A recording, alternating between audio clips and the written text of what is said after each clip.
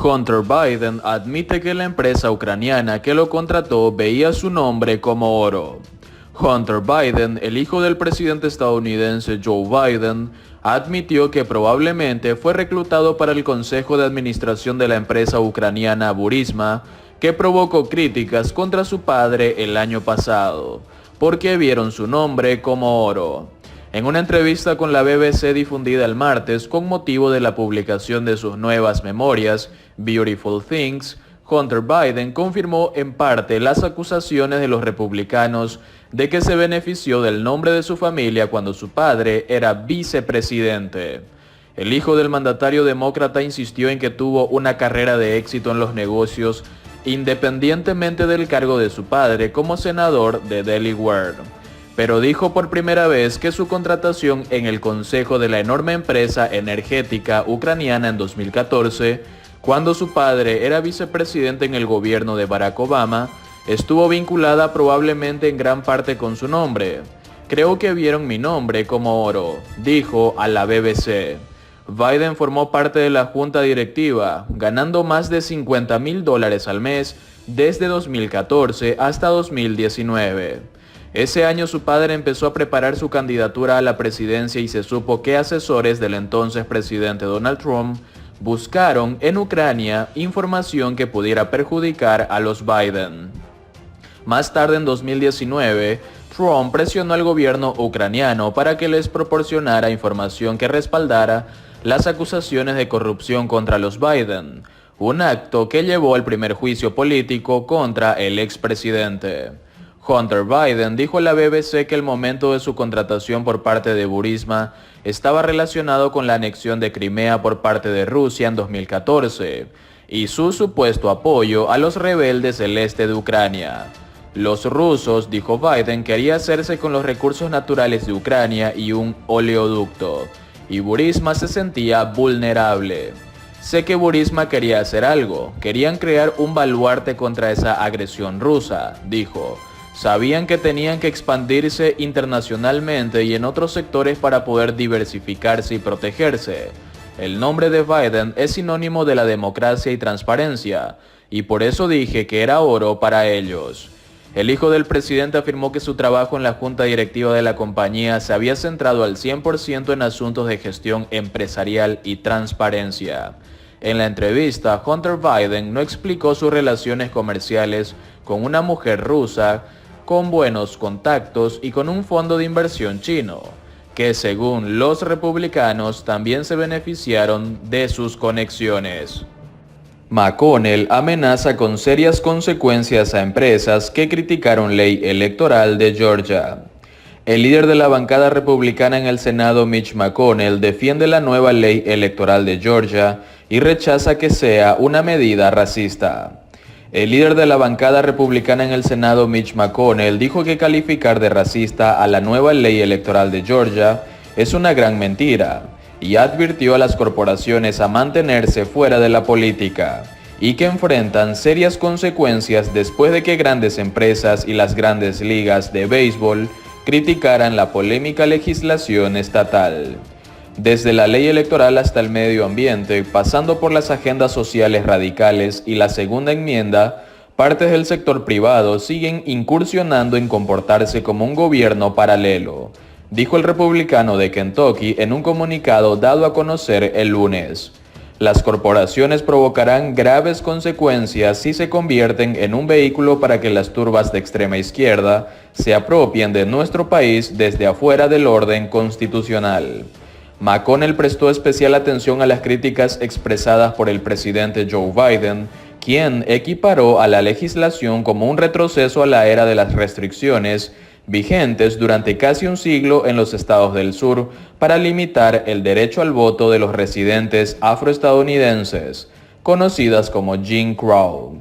Simplemente no es cierto, dijo McConnell a reporteros. La decisión del dirigente republicano de involucrarse en la disputa sobre leyes electorales sirve de respaldo a los esfuerzos por instaurar nuevas leyes electorales más estrictas tras las denuncias infundadas del expresidente Donald Trump sobre un supuesto fraude electoral en su contra que permitió el triunfo de Joe Biden. y la advertencia de McConnell para que las corporaciones no entren en la arena política muestran el dilema republicano ante la iniciativa de organizaciones progresistas de exigirle al sector privado que honren los valores asociados a sus marcas cuando el Congreso se dispone a legislar sobre derechos electorales, control de armas de fuego y otros temas a los que se oponen los republicanos. El dirigente republicano ha sido uno de los mayores propulsores de cuantiosas contribuciones durante los ciclos electorales, promoviendo el libre flujo de montos no determinados a campañas como una modalidad de libertad de expresión protegida por la Constitución. Pero las empresas suspendieron temporalmente sus contribuciones a muchos republicanos tras el asalto al Capitolio el 6 de enero, cuando Trump exhortó a sus seguidores a defender su supuesto triunfo. McConnell dijo el pasado lunes en Kentucky que simplemente no es acertado decir que la ley de Georgia complica el acceso al voto. McConnell también criticó a Biden por pronunciarse contra la ley, alegando que los comentarios del mandatario habían sido desmentidos por falsos. El presidente ha dicho reiteradamente que los debates estatales sobre procedimientos electorales son peores que Jim Crow o son Jim Crow en esteroides. Nadie realmente cree eso, dijo McConnell en un comunicado. Nadie cree que esta disputa actual siquiera se acerca a la horrenda brutalidad racial de la segregación, agregó. La nueva ley reduce el periodo entre las elecciones primarias y las generales, lo cual abrevia también los plazos para el voto anticipado, pero la legislación también expande el voto anticipado los días sábado. Los republicanos habrían propuesto inicialmente limitar la votación los fines de semana, cuando muchas iglesias con feligresía negra realizan operativos para ir a votar, pero los republicanos se retractaron, y la ley ahora requiere que haya voto anticipado durante 2 sábados, además de darle a los condados la opción de ofrecerlo los domingos. La ley también tipifica como delito menor darle comida, agua u otras ayudas a las personas que aguardan en fila para votar. Biden criticó la medida, pero los defensores sostienen que busca desalentar a organizaciones para que no influyan en los votantes.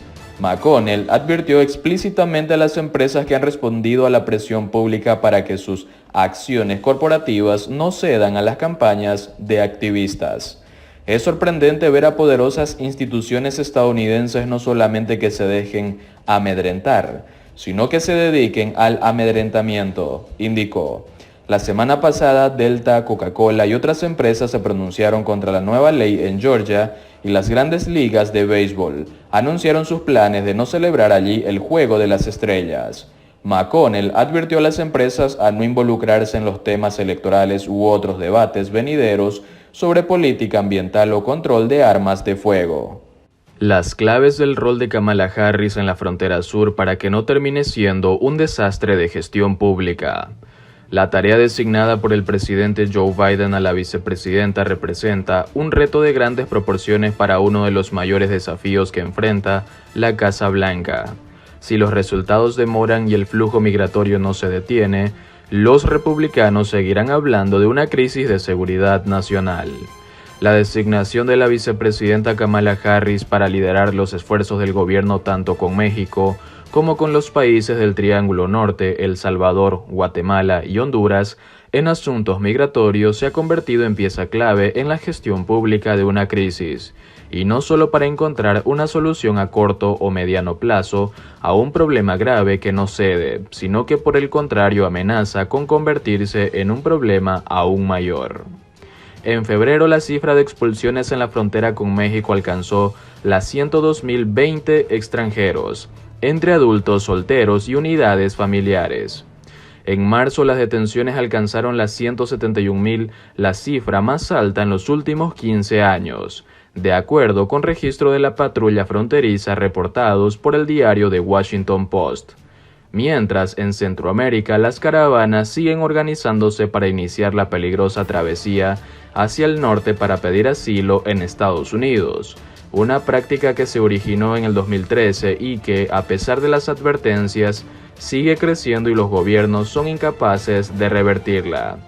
Desde el comienzo de su gobierno, el presidente Joe Biden se ha referido al tema migratorio como uno de los problemas más serios de su gobierno, y ha señalado que tiene dos componentes que deben ser tratados simultáneamente para reparar una política heredada que define como deficiente. El primero, la presencia en el país de 11 millones de indocumentados para quienes pide un camino a la ciudadanía por medio de una reforma migratoria. El segundo, el flujo migratorio de quienes salen de sus países de origen en busca de nuevas oportunidades en Estados Unidos, un tema que según Biden se resolverá atacando las causas que lo originan. Aquí entra Harris al escenario de una crisis que la Casa Blanca se resiste a mencionarla y a cambio le sigue llamando problema, sabiendo que en el corto plazo le puede significar un alto costo político. Estas con las claves del papel de la vicepresidenta en la búsqueda de una solución, uno de los escenarios más complejos y delicados que enfrenta el gobierno de Joe Biden.